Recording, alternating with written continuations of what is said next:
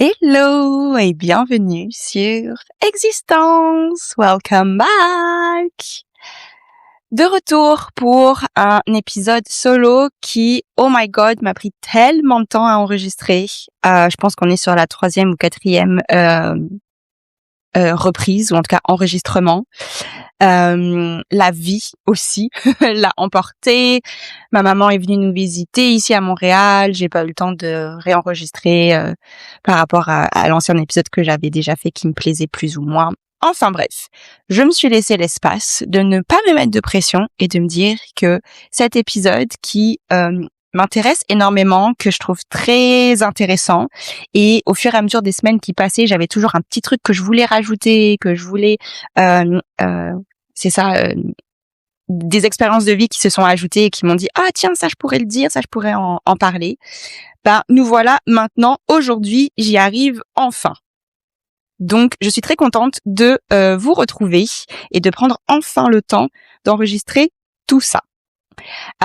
Comme toujours, j'adore vous remercier. J'ai aussi eu dans cette période de enfin pas de transition, mais période on va dire un peu de pause où j'ai pris mon temps pour enregistrer cet épisode, eu plusieurs retours, des gens que j'avais pas vus depuis nécessairement longtemps, ou même des gens qui m'ont contacté sur Instagram pour me dire qu'ils écoutaient les épisodes, et ça me fait toujours vraiment très chaud au cœur.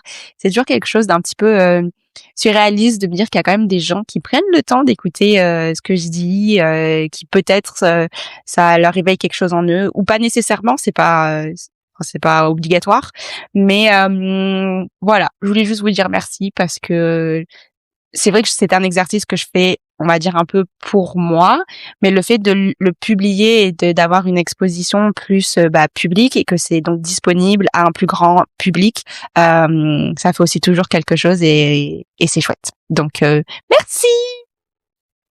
Alors, après tous ces épisodes, celui qui m'appelait le plus et que je trouvais qu'il y avait un beau fil directeur à continuer, c'est celui sur la confiance en soi. Et c'est ce dont on va parler aujourd'hui. Je pense que c'est un sujet assez universel. On expérimente tous ça d'une certaine manière ou non. On a chacun, donc voilà, nos expériences, notre vécu. Mais on peut aussi le vivre comme quelque chose de très personnel, je pense. Et je me suis dit que ce serait très intéressant d'en parler. En tout cas, de mon côté, la confiance en soi, j'ai cette impression que tout le monde en a, sauf moi. Je sais pas si c'est une impression qui est nécessairement partagée, mais voilà. Et j'ai un peu cette image que la confiance, c'est en fait, je la vois comme un super pouvoir. Donc vous me voyez venir avec le titre de l'épisode, la super confiance. Donc c'est un peu ce super pouvoir avec lequel soit on est, soit on n'est pas né avec. Est-ce que c'est une bonne phrase française à dire? Oui, on ne naît pas avec. Bon, bref, voilà. Donc parlons de la super confiance. Je suis remontée à la source, comme j'aime bien faire parfois, pour avoir un petit peu l'étymologie et la définition des mots. Donc, je suis allée chercher sur Internet et visiblement dans le dictionnaire, la définition de la confiance en soi, c'est croire en soi, en ses compétences, son potentiel et ses capacités. Et donc, je me suis dit, ok, fine, mais du coup, croire, qu'est-ce que ça veut dire? Croire, c'est tenir quelque chose pour vrai, l'admettre comme une certitude, en être persuadé, convaincu. Et vous savez, maintenant, quand on fait une petite recherche sur Google, souvent, en fait, c'est l'intelligence artificielle, l'AI, qui nous fait un peu un résumé de ce qu'il peut trouver sur Internet. Et donc là, l'AI me disait dans sa petite description, comme quoi le verbe croire est un verbe complexe. Et je sais pas pourquoi, mais ça m'a fait rire, parce que c'était comme, well, yeah. Et je me suis dit, je trouve ça drôle, même que, on va dire, un ordinateur, donc une machine, m'indique ça comme c'est ça, comme une référence, comme une remarque.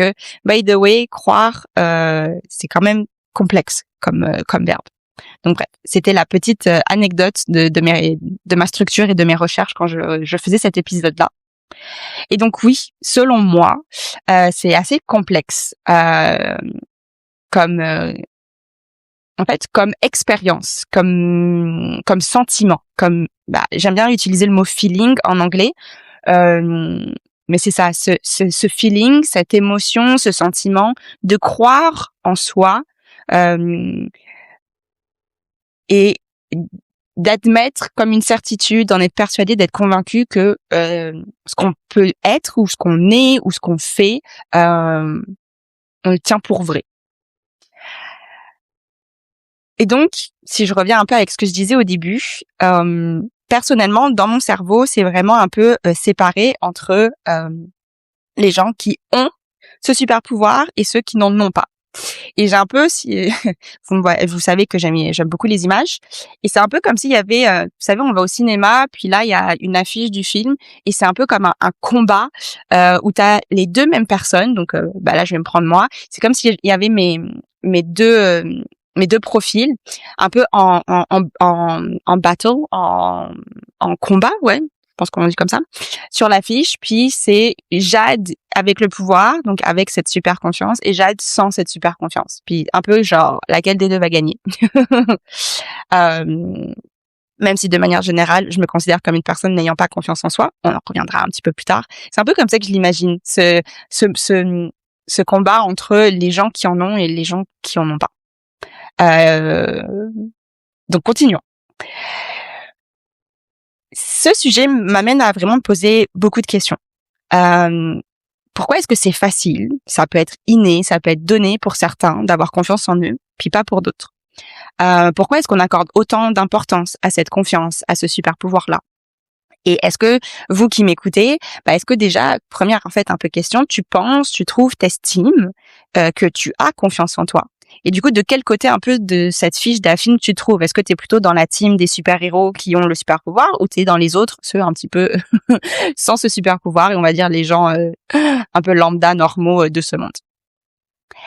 Et je vais vous donner un premier exemple de comment en fait je vois un petit peu la confiance, comment elle peut se matérialiser chez certaines personnes versus d'autres. Puis là, l'exemple, ce que j'avais à prendre, c'était en fait un peu moi versus mon frère, comment on a réagi à certaines situations. Donc mon frère et moi, à un certain moment dans notre vie, on a habité ensemble quand on était à Montréal, et on était tous les deux aux études. Et donc, on pouvait se retrouver à certains moments à être en période d'examen en même temps. Je suis le genre de personne à sortir des examens et à me dire bon, regarde, j'ai tout donné, franchement j'ai essayé, mais je sais pas trop. Je pense que cette question je l'ai peut-être bien répondue, mais celle-ci je suis pas sûre. Puis bref, j'en remets maintenant au destin, à l'univers des dieux de la correction des examens, mais on verra bien la note que j'ai. Mais je suis pas vraiment à 100% sûre que j'ai réussi.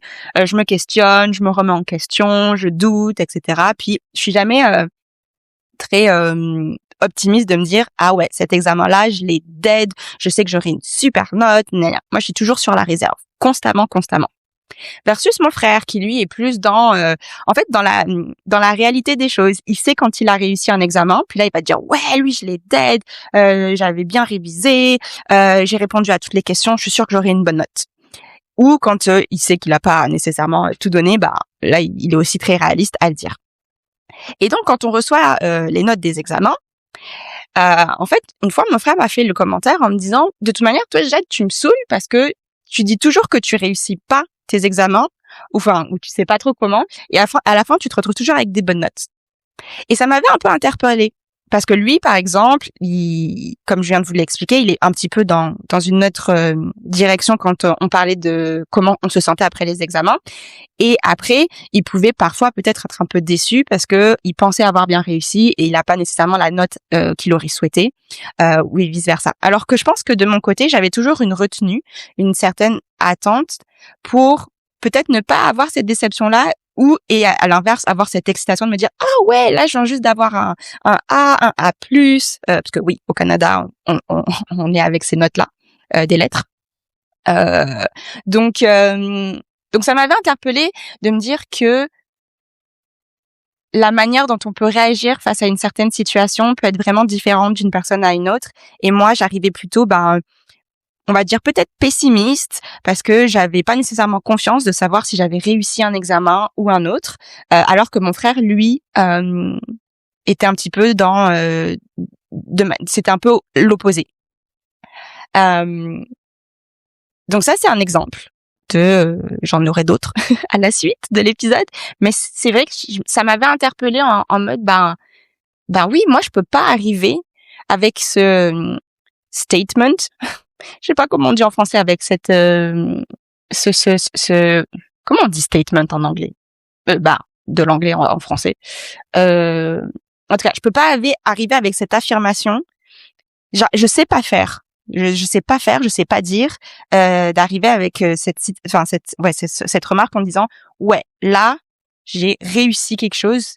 Enfin, je l'ai fait et je sais. En fait, c'est ça, je crois et je sais que ça va être bon.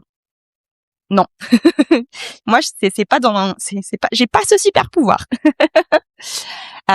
Puis en lien avec ça, je trouvais c'était assez facile en fait de faire des liens avec les autres épisodes parce que comme je viens d'expliquer dans cet exemple-là, moi les examens, il y avait des doutes, je me comparais avec peut-être les autres élèves parce que souvent à la sortie des examens, on commence à comparer les réponses, t'as écrit quoi dans cette question, blablabli, blablabla.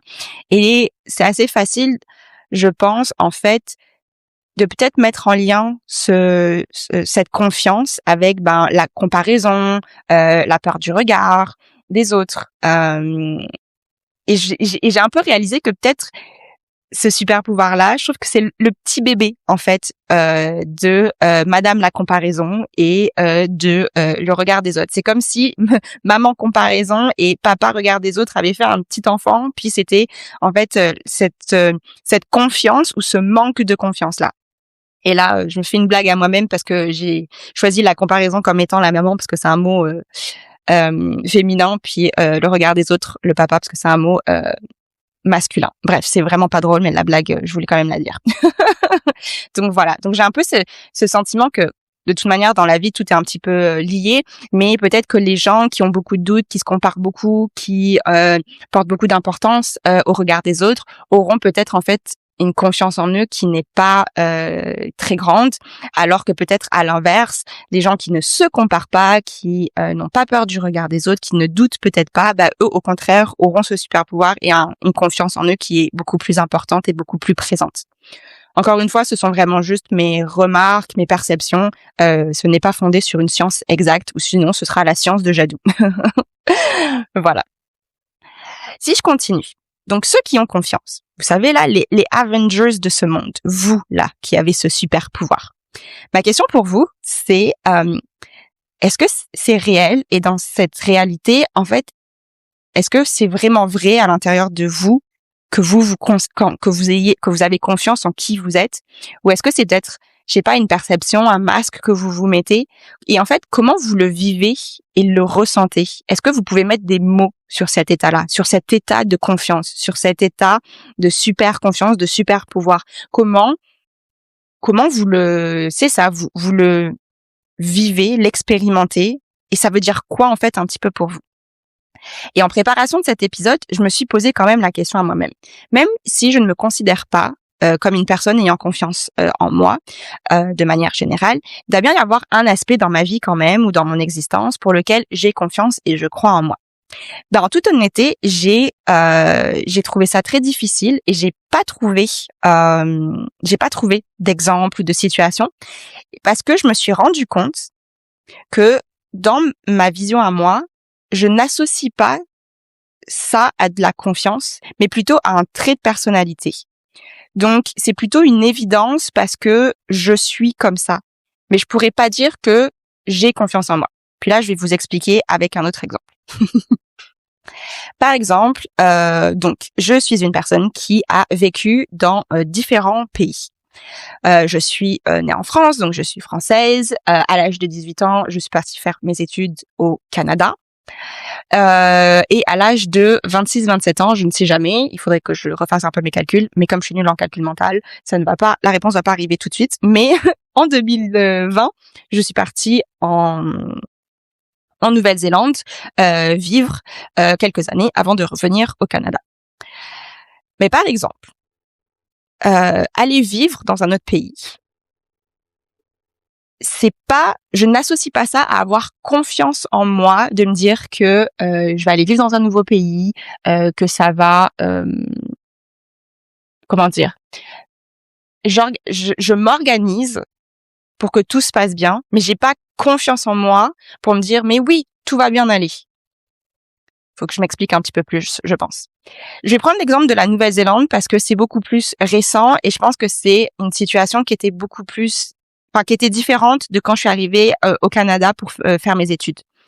Quand je suis arrivée au Canada pour faire mes études, je venais donc dans un cadre très précis. L'école, je savais que pendant les 3 premières années, je devais suivre tel chemin scolaire, faire tel cours, etc. Donc c'était très encadré. Donc il y a une certaine structure qui permet de pas, on va dire, se poser trop de questions. On suit la structure, puis on aura notre diplôme à la fin. Donc, c'est assez simple. Mais quand je suis partie en Nouvelle-Zélande, là, c'était vraiment un peu à la When Again Beast to Fly. J'ai tout quitté à Montréal. Donc, j'ai laissé mon emploi, j'ai laissé ma colocation, j'ai mis mes affaires dans un garde-meubles parce que je pouvais quand même pas tout transporter. Je suis partie avec mes 2 valises et un sac à dos en Nouvelle-Zélande. Puis quand je suis arrivée en Nouvelle-Zélande, j'avais pas de travail, je connaissais absolument personne. C'est ça, j'avais pas d'amis, rien. Et pas de logement. Donc, je me suis organisée en conséquence. Donc, j'ai demandé autour de moi, bien sûr, au préalable, comment est-ce qu'on fait pour trouver du travail, comment... donc, j'ai vécu à Auckland. Pardon, je cherchais le nom de la ville. J'ai vécu à Auckland, donc savoir quel quartier fallait prioriser pour vivre, comment est-ce qu'on fait pour trouver une colocation, quel site, trouver un numéro de téléphone, la banque, le bidule, le machin, bref. Certaines personnes pourraient peut-être le voir comme waouh, Jade, elle a confiance en elle, elle est capable de partir à l'autre bout du monde, de partir à l'aventure, découvrir quelque chose de différent, elle se lance.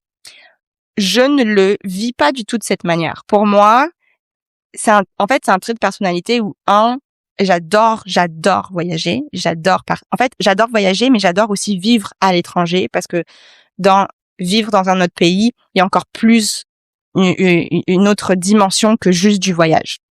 Donc, j'adore ça. Et de 2, je suis quelqu'un de très organisé, très structuré, très carré dans ma tête. Et donc, moi, j'associe mon trait de personnalité d'organisation à ma capacité à faire ce genre de choses. Mais c'est pas la confiance qui vient en moi. C'est pas, je me dis, ah ben oui, j'ai confiance et oui, tout va bien se passer. Oui, je vais réussir à trouver un travail, à trouver une colocation, blablabla. Non, pour moi, c'est je mets toutes les chances de mon côté, je m'organise, je fais mes recherches, et puis A plus B égale à C, donc C, je vais y arriver. Mais je le vois, je le vis en fait vraiment différemment. Et donc, si je pense à donner mon avis, j'imagine que quand en fait on a confiance, c'est que il y a pas de remise en question. On n'a pas vraiment de doute, d'hésitation. Il n'y a pas de résistance. Ça fait juste du sens. Et quand on revient en fait au mot à l'étymologie que j'ai parlé plus haut, en fait c'est vraiment une certitude et une évidence. Et donc pour moi c'est tellement évident que ça n'en est pas de la confiance. Ça devient juste un fait, une caractéristique vraiment intrinsèque à ma personnalité, à moi. Mais encore une fois, je continue à poser la question à ceux qui ont confiance. Est-ce que pour vous, c'est ça que vous ressentez en fait, le fait qu'il n'y ait pas de remise en question, le fait qu'il n'y ait pas de doute, mais que vous arrivez à l'associer, à dire que oui, moi j'ai confiance en moi, puisque dans mon cas, moi je mettrai pas les mêmes mots. Ce qui m'amène à un autre point par rapport à cette super confiance-là. Parce que il y a quelque chose quand même en elle qui, moi, me titille. Et je pense que c'est aussi peut-être pour ça que je ne me considère pas, ou qu'en tout cas, je n'associe pas ma personne avec quelqu'un qui a confiance en soi. C'est la pression que cela engendre, que ce mot, en fait, amène.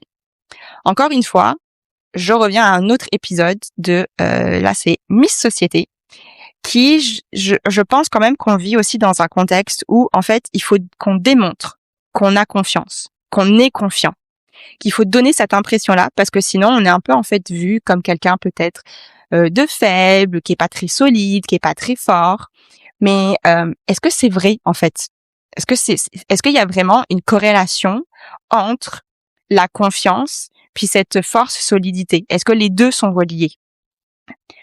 Parce qu'en réalité, est-ce qu'on est faible si on doute? Ou est-ce que la vraie confiance, c'est plutôt de trembler, de douter, de pas savoir et d'y aller quand même? d'assumer en fait sa part de vulnérabilité, peut-être ce que l'on considère comme un manque de compétences, de potentiel, mais d'y aller quand même. Et en fait, il y a pas peut-être une beauté, une vérité, une pureté à ne pas avoir confiance en soi et à quand même avancer en fait dans nos projets. Parce que j'ai un peu cette réalisation ou ce sentiment de me dire que si on n'a pas confiance en nous, peut-être ça nous rendrait plus attentifs à nous-mêmes, plus nuancés et un peu plus humains, un peu comme si on était un oignon et qu'on avait plus de couches. Mais du coup, toutes ces couches nous permettraient de mieux nous assumer et mieux, je sais pas si c'est mieux le terme à utiliser, mais qu'il n'y a pas de corrélation, en fait, entre cette confiance et cette force, solidité qu'elle véhicule dans la société. Parce que bon, si là, par exemple, je prends... en fait, j'ai plusieurs exemples en tête. Quand on pense, par exemple, à faire une entrevue de travail, c'est sûr que face à notre... l'employeur qui pose ces questions, il faut que voilà qu'on vienne et que on démontre qu'on est confiant, qu'on a les compétences, qu'on a absolument tout ce qu'il faut pour pouvoir avoir le poste et démontrer qu'on est capable de faire ce rôle. Mais parfois, les questions sont posées d'une certaine manière, on ne sait pas trop. Est-ce qu'il n'y a pas plutôt une beauté et une vérité à plutôt dire bah pour ça je suis pas sûre, etc. Et là, sauf que là, on démontre peut-être un manque de confiance en soi. Et ça, ça attire peut-être pas les recruteurs. La même chose quand on va dans un date. Il faut vraiment, entre guillemets, enfin, pas montrer, mais il y a toujours ce sentiment que quelqu'un qui a confiance en soi est beaucoup plus attirant que quelqu'un qui a pas confiance en soi. Et donc, j'utilise le mot attirant pour là l'exemple d'un date, mais c'est la même chose en fait dans l'entrevue avec un employeur. Ça attire plus cette aura de confiance que cette aura de non-confiance. Et c'est ça qui, moi, me titille, parce que j'ai l'impression qu'on pourrait passer à travers... qu'on peut passer à côté, de super beaux talents ou de super belles personnes, parce que, entre guillemets, la société un peu nous dit, il faut démontrer qu'on a confiance en soi. Et donc, c'est là, cette pression-là qui, moi, m'agace un peu. Et j'avais un autre exemple parce que ça c'était encore une fois dans la préparation de tout cet épisode que je me suis rendu compte que je regardais la dernière saison de Drive to Survive, je pense que ça s'appelle, ou en tout cas c'est la série documentaire de la Formule 1. Je pense qu'on en est à la 6e ou 7e saison et la Formule 1 est vraiment une industrie, ou en tout cas un domaine très particulier parce que c'est très compétitif. Il n'y a pas beaucoup de monde qui fait ça. Et quand je parle de ça, en fait, je parle surtout des pilotes. Et je trouvais ça très intéressant parce que, si jamais vous ne le saviez pas, l'année dernière, c'est Lando Norris qui a gagné le titre de champion de Formule 1. Je sais même pas comment on dit en français, mais bon, le World Championship, blablabla. Et l'année dernière, quand on regardait la saison, et puis ils en reparlaient dans cette saison-là, Lando Norris n'apparaît pas comme un pilote ayant très confiance en lui. Et lui, il fait face dans sa compétition, à chaque course, à des gens qui ont confiance en lui, qu'ils ont confiance en eux, comme par exemple un Lewis Hamilton de ce monde ou un Max Verstappen. Donc, il doit en fait vraiment, je pense, et encore une fois, c'est ma perception des choses, je ne lui ai jamais parlé. Il doit faire face à ces situations où tu as en face de toi quelqu'un qui a très confiance et donc toi, ça peut te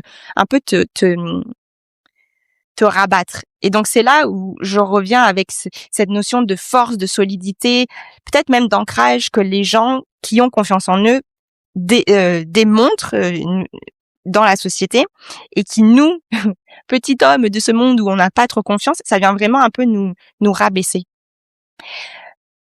Mais c'est je trouvais que Lando Norris était un exemple vraiment fou de dire, mais non, la preuve que ce n'est pas corrélé parce que peut-être que lui, il a peut-être pas confiance, mais regarde, il a absolument tout le potentiel, toutes les compétences, tout ce qu'il faut pour devenir champion de Formule 1. Et il l'est devenu.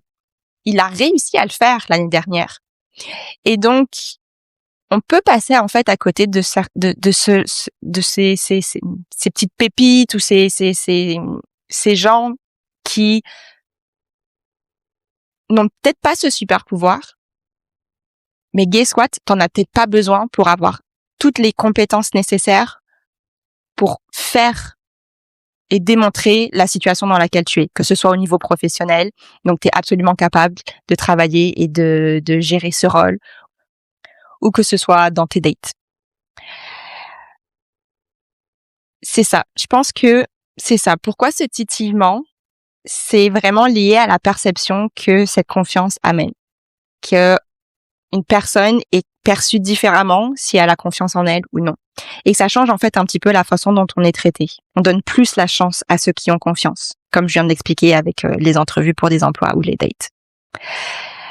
J'avais un peu envie de finir l'épisode avec un peu une réflexion vraiment personnelle. Parce que ce qui est marrant et étonnant, c'est que je ne me considère pas comme ayant confiance en moi, mais je suis quand même capable, par exemple, de dire que j'ai confiance en plus grand que moi. Donc, qu'on l'appelle ça l'univers, peu importe où se trouve votre religion, spiritualité, vos croyances, en fait. En tout cas, j'ai confiance en plus grand que moi, mais j'ai pas confiance en moi. Et je me disais, non, c'est un peu bizarre, c'est un peu pourquoi. Et en fait, j'ai réalisé que pour l'univers, c'est plus grand que moi. Et donc, en fait, c'est un tout, c'est un collectif, c'est un ensemble de choses. Donc, j'arrive à avoir confiance en cet ensemble de choses. Mais confiance en moi, ben là, tout repose sur juste moi, ma personne, Jade, qui je suis. Et je trouve que ça, ben, c'est beaucoup plus intimidant. Et je me sens en fait, ben voilà, toute petite dans ce camp-là. Donc, j'ai pas confiance dans cette petite chose que je représente. Mais par contre, avoir confiance dans le collectif, oui, c'est beaucoup plus simple. Puis j'avais d'autres réflexions, puisque comme je disais, c'est un épisode où j'ai rassemblé plein de choses qui se sont passées dans les dernières semaines. Et j'ai fait une formation, j'ai suivi une formation de yoga, j'en suis quand même beaucoup maintenant que je suis prof. Et celle-ci, c'était par rapport à une autre sorte de yoga à enseigner. Ça s'appelle le yin, bref. C'est juste vraiment anecdotique. Mais bref, dans les formations de yoga, il y a beaucoup de réflexions, il y a beaucoup d'apprentissage, vraiment des choses super belles qui se passent. Et il y en a une qui m'a interpellée parce que c'était une des élèves.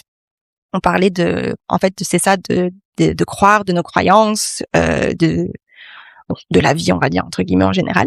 Et en fait, elle a dit, vous savez, on utilise toujours cette expression qui dit « il faut le voir pour le croire ». Et elle disait « je pense qu'il faudrait qu'on le change et qu'on dise « il faut le croire pour le voir ». Et ça m'a interpellée et intriguée. Parce que dans « il faut le voir pour le croire », c'est qu'en fait, il y a quelque chose d'extérieur. Il faut qu'on voit quelque chose à l'extérieur de nous pour pouvoir croire et donc là, aller vers l'intérieur de nous. Et c'est l'extérieur qui nous amène vers notre intérieur. Alors que dans la phrase « il faut le croire pour le voir », en fait, il faut que ça vienne de nous, à l'intérieur de nous, pour pouvoir aller vers l'extérieur et que ça s'extériorise dans le monde. Et j'avais trouvé ça super intéressant parce que j'ai eu une autre situation. J'ai plein d'exemples pour cet épisode, mais j'ai eu une autre situation où je voyais plus, je me retrouvais plus dans cette phrase « il faut le voir pour le croire ». Et en fait, c'est le monde extérieur qui m'a permis de voir ma valeur à l'intérieur de moi. Donc, je m'explique. Comme je viens de le dire, je suis prof de yoga. Je suis prof de yoga, mais je fais ça en dehors de ma job de boulot, enfin mon job normal. Donc, je ne suis pas que prof de yoga. Je fais plutôt ça en fait sur le côté. Et récemment, j'ai fait un remplacement dans un studio de yoga et une de mes amies parfois vient à ce studio et donc elle a suivi mon cours. Et à la fin du cours, elle m'a vraiment, mais alors, donné plein de compliments. Elle était vraiment super admirative. Comment dire? Elle me complimentait tellement sur la progression de mon enseignement, de où est-ce que j'en suis rendue, les cours que je donne, la structure, le fait que je puisse parler, le fait que je puisse m'exprimer. Enfin bon, bref. Franchement, elle me donnait plein de beaux compliments et de feedback par rapport aux cours que je venais de donner. Et ça m'a fait réaliser que, encore une fois, je n'utiliserai pas les mots de dire que maintenant j'ai confiance en moi et que je suis capable de donner des cours de yoga, de parler en public et de m'exprimer de cette façon-là. Moi, je vais le vivre comme, bah oui, j'ai suivi une formation de yoga. On m'a donné les outils, on m'a donné le savoir, les compétences pour pouvoir le faire. Donc, pour moi, je l'associe encore à, c'est un apprentissage, j'ai appris à le faire, maintenant je sais le faire. Et non pas, maintenant que j'ai tout en moi, bah oui, je suis confiante et oui, je peux donner des cours. Et oui, je suis capable de parler en public. Et en fait, dans tout cet exemple-là, ce que je voulais démontrer, c'est que c'est mon ami, donc une personne extérieure, qui m'a permis en fait de voir à l'intérieur de moi la valeur que j'avais, de me dire waouh, Jade, t'es quand même capable de parler en public maintenant, et de voir qu'il y a quand même tellement une progression. Parce que si je pense à la petite Jade que j'étais à l'école, quand j'étais donc au primaire ou même au collège en France, j'ai eu vraiment cette réalisation l'autre jour en marchant dans la rue de me dire waouh, j'en ai fait du chemin. Parce que moi, dans mes bulletins d'école, les cahiers, comment on appelait ça, les cahiers de correspondance? Non, c'est pas du tout ça. Bref, les cahiers où il y a nos notes là, il y avait toujours les mêmes commentaires qui disaient très discrète, je n'entends jamais le son de sa voix, bonne à l'école mais ne participe jamais en cours, devrait plus s'exprimer, blablabla. Et de voir que maintenant j'en suis capable et que cette timidité que j'avais à l'intérieur de moi, bah, au fur et à mesure, elle s'estompe un petit peu plus et en fait, je gagne en confiance. Je gagne en confiance à m'exprimer, à me dépasser en parlant devant face à un public qui suit mes cours de yoga, mais que ce soit même maintenant dans ma carrière professionnelle, quand je dois donner quand je dois faire des présentations, puis que tu parles devant un public qui est peut-être parfois 5 personnes, mais ça peut être même beaucoup plus. Donc, en fait, je l'ai ce super pouvoir, mais c'est que je n'ai pas l'impression de l'avoir.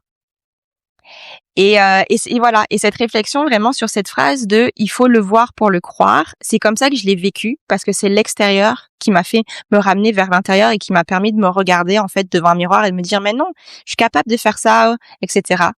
Mais peut-être qu'au final, il faudrait, c'est ça, un peu changer le sens et de se dire il faut le croire pour le voir aussi, et puis il faudrait que ça s'émane de nous à l'intérieur de nous pour que ça se projette vers l'extérieur.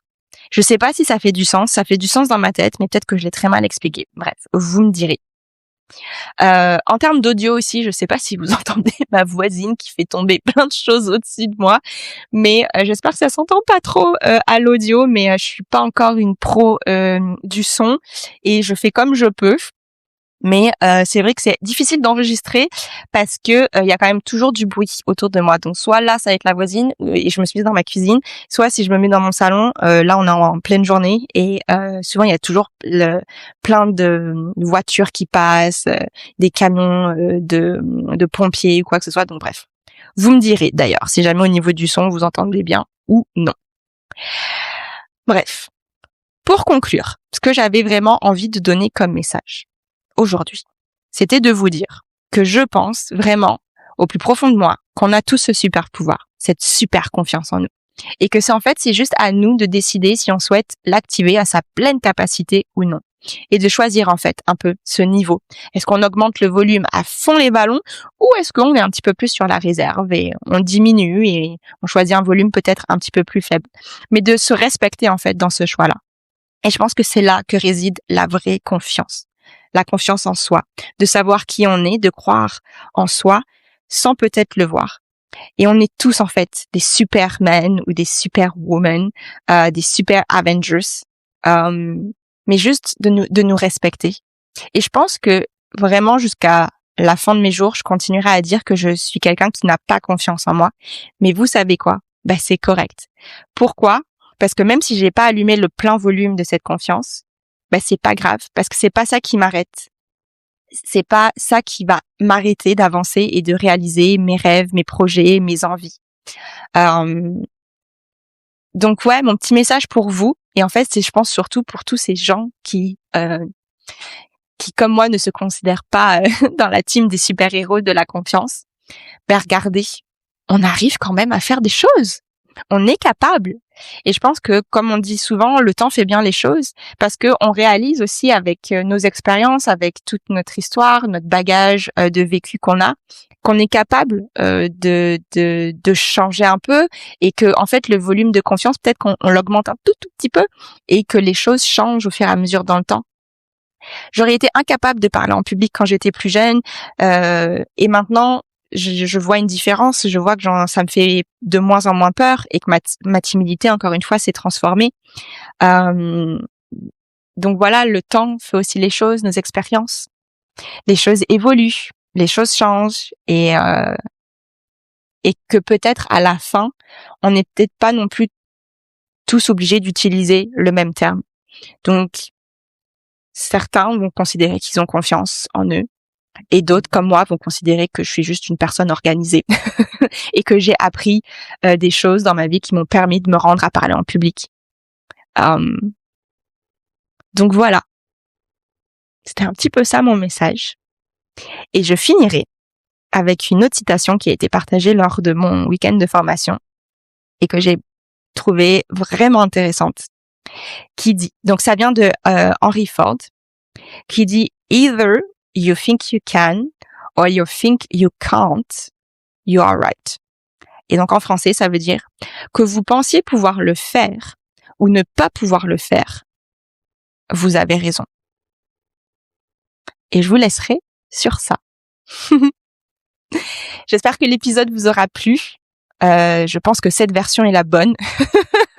Je pense que c'est celle-ci que j'arriverai à publier dans quelques jours, parce que j'ai réussi à vraiment verbaliser, je pense, mon fil de pensée, et j'espère que c'était assez structuré pour vous pour le comprendre.